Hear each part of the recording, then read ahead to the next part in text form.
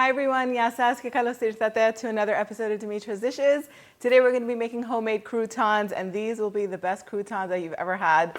I made these for lunch when my friends came over the other day, and I made them to put over my Caesar salad. That's another recipe that's going to be released right after this one. And they almost didn't make it to the salad because everyone was munching on them and snacking on them, and everyone said that they were really, really good, the best croutons that they've ever had.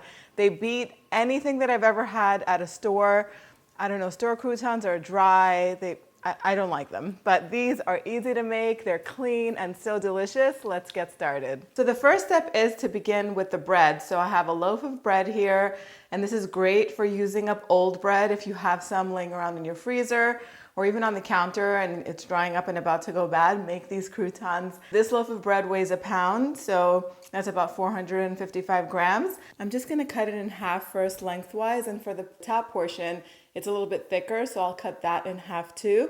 And then I'm just gonna cut it into strips, and then each strip will be diced up into just medium-sized pieces. I don't like to do them too small because then sometimes they tend to crumble.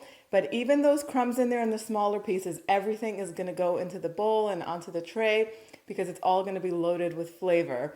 So once all of the bread is diced up, go ahead and transfer it to a large mixing bowl. And over here I have 4 tablespoons of salted butter that I've just melted.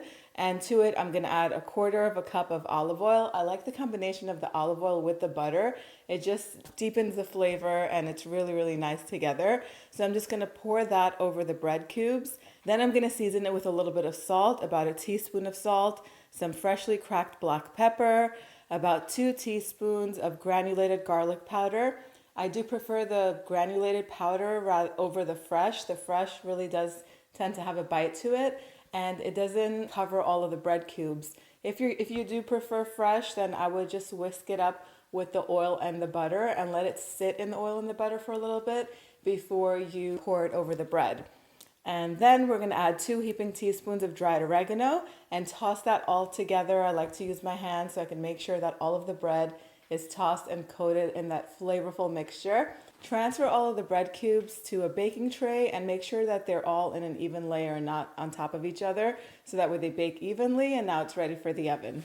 Okay, so once you're done tossing them and putting them on the tray in an even layer, you're gonna wanna make sure that your oven is preheated to 350 degrees Fahrenheit. These are gonna bake for between 20 to 25 minutes, depending on how big or small you cut them. Keep an eye on them. I don't like to cook them fully where they're hard. I like for some of them to be a little bit on the chewy side.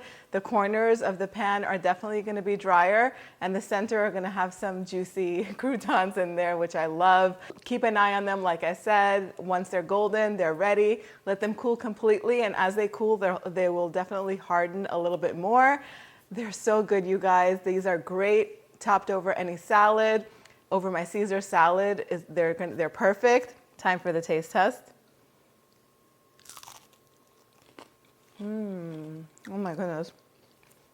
So good. I wish I had some tzatziki to dip these in. The exact measurements are on the website, dimitrasdishes.com. Head on over there to print this recipe out, and definitely wait for the Caesar salad recipe to serve these on top of. Thank you so much for spending time with me today. I'll see you all next time. Yasas.